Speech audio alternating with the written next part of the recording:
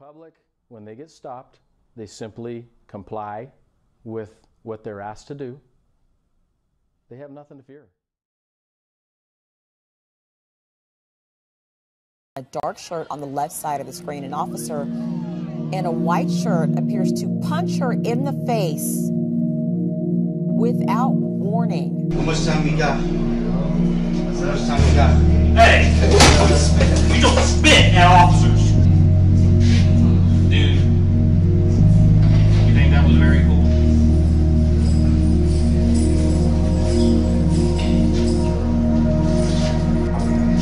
You spit. No, not whatever, dude. Sit up. Turn your head here. Sit up, man. Sit up. Sit up all the way.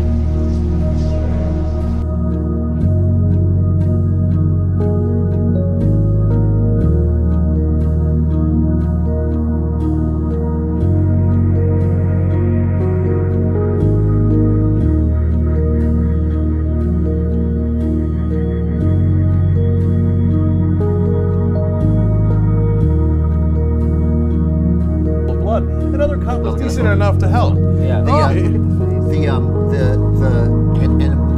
video, you could see the video before. What happened was she's sitting there talking to the cop, like saying, and clearly he says, "Come out, and make a phone call."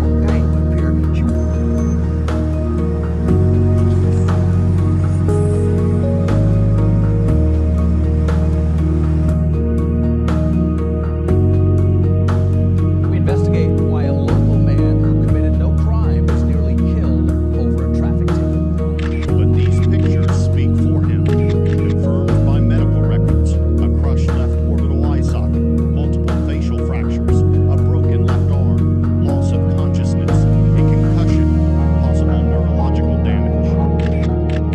These pictures taken by officers on the scene after the confrontation with Officer Earl show a bloody Kozachenko lying on the side of the highway, his hands cuffed behind his back.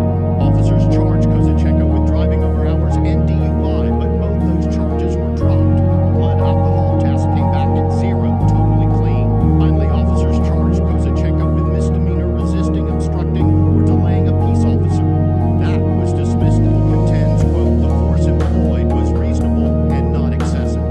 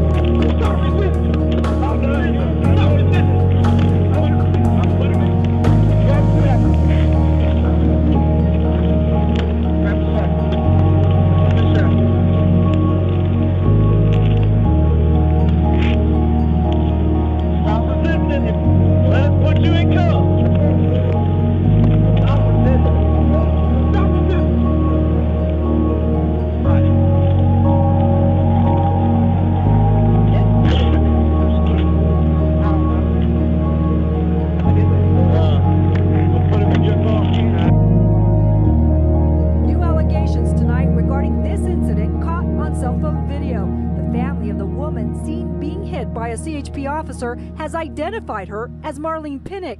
Tonight, they accuse the CHP of hiding Pinnock. They simply comply with what they're asked to do. They have nothing to fear.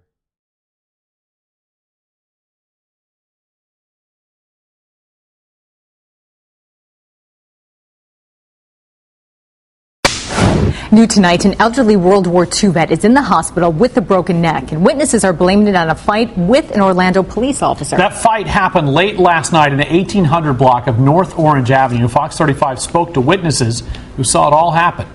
Next thing I know, he put both hands on the cop's shoulder, not in an aggressive manner. The cop picked him up, flipped him in the air, and dropped him on his head. Melissa DePani is live in Orlando with more. Melissa, this was all over the man's car being towed, is that right? Yeah, that's right. This veteran is 84-year-old Daniel Daly. He was parked here in this parking lot on North Orange Avenue, just across the street from the Caboose Bar, which is where he was hanging out. And he saw his car being towed. He came outside and tried to stop it. And that is when things got tense. Now, Orlando police say that Daly was intoxicated and kept touching the officer. Then they say that Daly tried to punch the officer. Witnesses tell us that witnesses told Daly's son that the 84-year-old only put his hands on the officer's shoulder. Now, police say that the officer was defending himself and brought that 84-year-old to the ground. Seeing that he was injured, an ambulance was called to rush Daly to the hospital. Daly's son says that his father's injuries are substantial.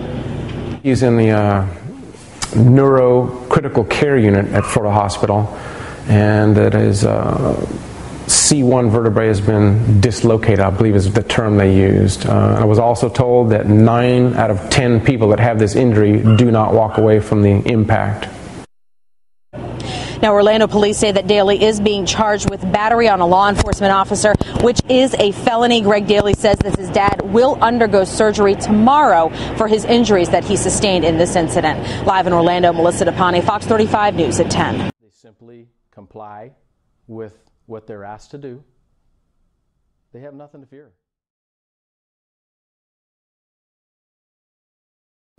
The video shows Ryan smacked in the head, a flash as the gun goes off. Prosecutors say that's contrary to the story Corporal Donald Taylor first told about being assaulted by an aggressive youth resisting arrest. Surveillance footage from a security cameras allegedly captured the LAPD arresting Michelle Jordan, who was pulled over for using her cell phone, mind you. Security cameras from a Del Taco parking lot, Tahunda, shows 2 officers slamming a woman twice on the ground. Jordan, who's 34, was allegedly using her cell phone when LAPD proceeded with a routine stop. She pulled into the parking lot at a local restaurant where she got out of the car and confronted the officers. She was booked on resisting arrest and later released. LAPD Chief Charlie Book stated that proper steps were taken. Green captured the incident with his cell phone's video camera. I couldn't believe it. I mean, he seen me taping him, and he looked up at the camera a few times, and he still hit her like that. And I can't believe, I mean, he didn't try to defuse the situation at all. Come on, this way. Meet Brian Sterner, who broke his neck almost 14 years ago and is a quadriplegic. But watch what happens when Sterner, who can drive and was arrested on a traffic violation, gets to the Orient Road Jail. This Deputy Marcia, she looked at me and she didn't believe that I was a quadriplegic, I guess. And she walked behind me with those handles on the back of that hospital-grade wheelchair and just dumped it straight forward. Sterner says he tried to roll as he was going down, but hit so hard he thought he had broken 2 ribs. Then when he was on the floor, deputies frisked him and tried to get him back into the chair. I told him how to pick me up and put me back in the chair, but without sensation. Like, I don't feel anything from my chest down, so I didn't know they were broken then. My ribs. Riddell was taken to the hospital, then jailed. She says she's lost 60% of her vision from the blows. 24 times he did this, he did not take us an officer. The officer, Scott Crow, said in his report that he hit Riddell because she bit his finger, but the video shows him lunging at her, hitting her with both hands, making contact first. Riddell says Officer Crow copped an attitude early on when she was on the phone with the baby's father, a man well known to police.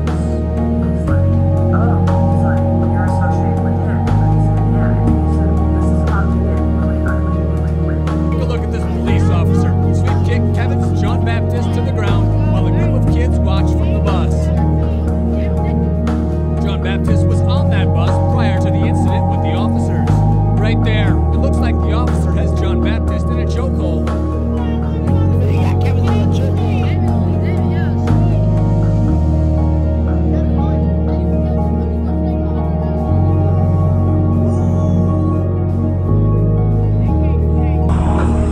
Red t-shirt.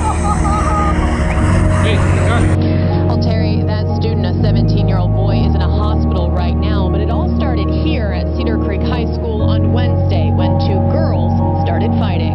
According to the Bastrop County Sheriff's Office, a fight broke out in the hallway between 2 girls Wednesday afternoon, and And two sheriff's deputies, Randy McMillan and Timothy Stallcup, acting as school resource officers, tried to break it up. Investigators say 17-year-old Nino de Rivera tried to interfere, and McMillan tasered the teen. He fell, hit his head, and has undergone at least one surgery. They also tell us he is in a coma. With what they're asked to do, they have nothing to fear. He called Loganville police to his home for help and ended up being beaten up by officers. Well, Fox 5's Caitlin Pratt is here tonight with that story. Caitlin? Russ, Amanda, Kenny Dixon says he came home Wednesday to find his son had committed suicide. Crews responded to that emergency, but then Dixon says police made one of his family's darkest days even worse by attacking, then arresting him. Kenny Dixon has black eyes and scrapes on his face. Injuries, he says, that are in addition to his broken heart. The Loganville man found his steps on Wednesday, dead inside his garage. The 24-year-old had committed suicide. I tried to do CPR on him, and I couldn't bring him back. When police and emergency crews arrived, Dixon says paramedics took over the rescue effort. One of the police officers came up behind me, grabbed my arm, and said, "You need to sit down." Why he had an attitude, I don't know. But I jerked my arm away from him, and I told him, "Don't touch me." That's all I said to the man, and he tackled me. Dixon says other officers then joined in. Two allegedly held him down. Two others punched him in the face. What the heck is going on over there? Across the street, Lisa Neighbors says she woke up to screaming and looked outside. They were just wailing on him, punching at him, punching at him. You know, it was awful. I didn't swing at him. I didn't cuss him. I didn't do anything to deserve what they did to me. Dixon says officers put him in a police car and brought him to jail. He's charged with felony obstruction. Loganville police leaders called the incident a, quote, regrettable situation. Dixon has filed a complaint. He and neighbors say they're disgusted and want some answers. How could Loganville do that? How could they beat up on somebody who just came home and found their son hung? Loganville police leaders say the 4 officers involved are still working. Police leaders telling me, Russ, Amanda, there's a lot more to this story. We don't know those details yet. A cell phone camera was rolling on Sunday when a group of people got into some sort of confrontation with police. One of those involved was a pregnant woman who says she needed an emergency C-section after she was tackled by an officer, as seen on that video. The video starts off showing police officers calmly standing around a group of people on the beach who a lifeguard said had been yelling, cursing, and disrupting families nearby. Eventually, you see a man walking away and yelling. Hey, you can't do that! Hey, that's not coming out! That's not coming out! That's not coming out! That's not coming out! What the f***? That's when police start tackling other members of the group one by one, including the woman in pink stripes. You hear people in the background screaming that she's pregnant as an officer struggles to get her in handcuffs. She's pregnant! She's pregnant! She's pregnant! That woman started having labor pains while in police custody and later had to have an emergency C-section. And she'll be charged with assault and resisting arrest, along with Abdul Nsaidu Kargbo and Muse Sese. Now, according to media reports, the woman was 9 months pregnant, and police say that her arrest process was halted when she started going into labor. We understand that the baby was delivered successfully. Police have not been specific about how the woman allegedly assaulted officers. Reporting live in the newsroom, Kai Reed, WBAL TV 11. With what they're asked to do, they have nothing to fear.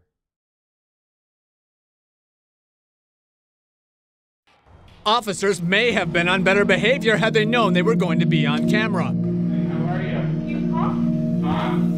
Did I hear to? I don't think I hear to because I'm the police. Come back out here. Hey! Police! Run. Go. Louder. Hey, no. Just wake up. Hey! While she was handcuffed sitting on the floor, the officer struck her head. Keep an eye on the top left corner of your screen. Let the bigotry continue.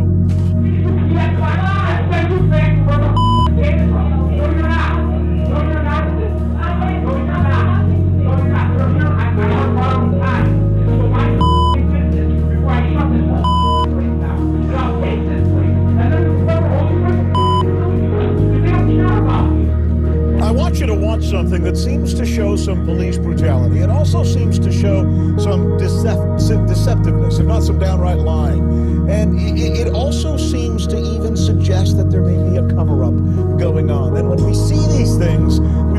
point, the police show up. Wait to see what was caught on tape. Roll it, Raj. On the video, University of Maryland student John McKenna first appears skipping down the sidewalk next to Knox Road. He is singing a cheer celebrating Maryland's basketball win over Duke when he comes face to face with a Park Police mounted officer. He stops dead in his tracks and actually backs up. Watch carefully what happens now as he is slammed into the wall, knocked unconscious, and then beaten more than a dozen times by Prince George's County police officers. McKenna's lawyers say there is only one way to characterize what happened. This is police brutality, pure and simple. And Griffith says the actual beating is only half the story. This is the sworn statement of charges against McKenna by the police. It alleges assault on a police officer and disorderly conduct. It claims that McKenna, quote, struck those officers and their horses, causing minor injuries, and that McKenna was, quote, kicked by the horses and sustained minor injuries. Clearly the charging document is a lie. As you can see from the tape, there's not a single fact in that statement of charges that's true. We showed the video and charging document to Prince George's County Police Major Andy Ellis today. He says the Police Internal Affairs Office will begin an immediate investigation. There are things in that video that concern me, Brad, and we're going to take a look at it. Federal investigators will also be looking at the tape to determine if civil rights violations occurred. County prosecutors may now pursue assault charges. The officers involved are identified.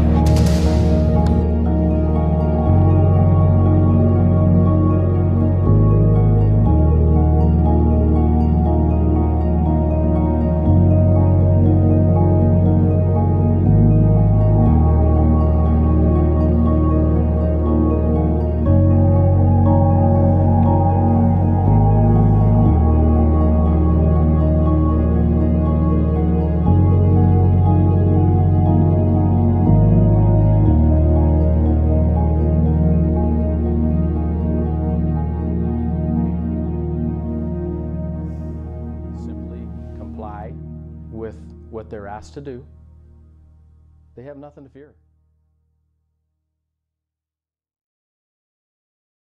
All right, I'll take you through this. You see that guy right there on the phone? See, he's talking on the phone while his friend is being arrested. And he's calling his dad, and his dad apparently is a police official, and he's trying to get advice from his dad on what to do. And it doesn't look like he's being aggressive, but watch. A cop is about to go up and punch his lights out. Here comes the cop. And now watch.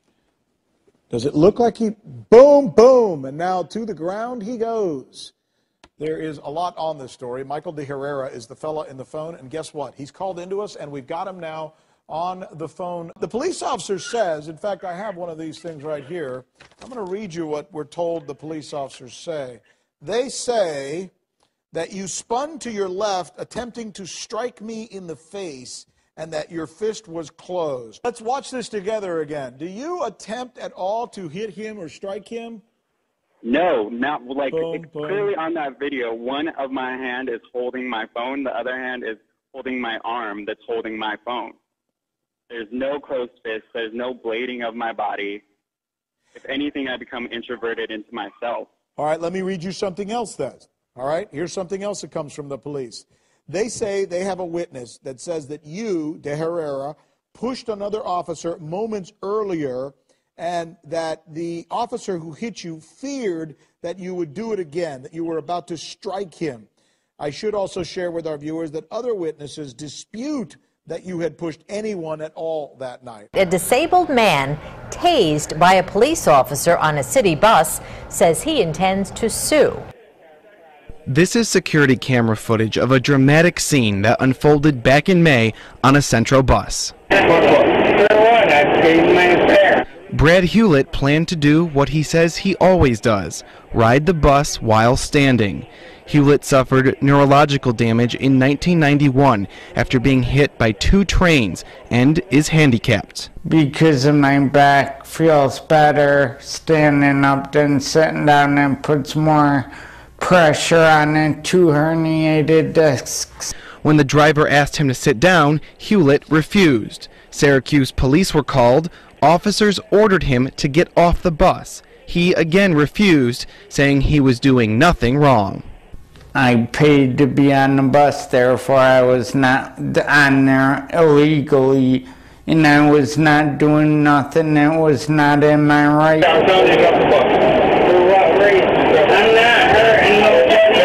Because Hewlett refused, after about a minute of back and forth, police took their response to the next level. The officer appears to lift up Hewlett's shirt and fires his taser gun. Now, Hewlett and his lawyer, Rick Guy, will sue the city of Syracuse, Onondaga County, and Centro. The case is based on what Guy says was excessive and unnecessary force. And using a neurological weapon on somebody who has blatant neurological impairment. Hewlett also says he was discriminated against in not being allowed to stand. He says other passengers that day were not forced to sit, and he stood himself on a different bus earlier in the day and many times before. With what they're asked to do, they have nothing to fear.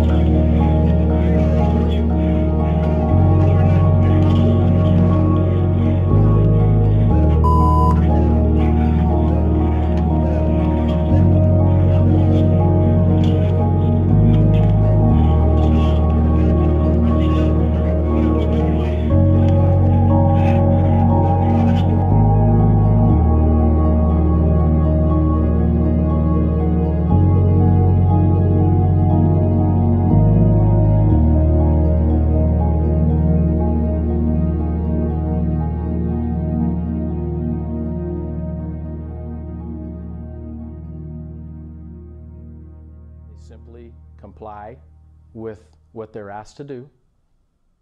They have nothing to fear.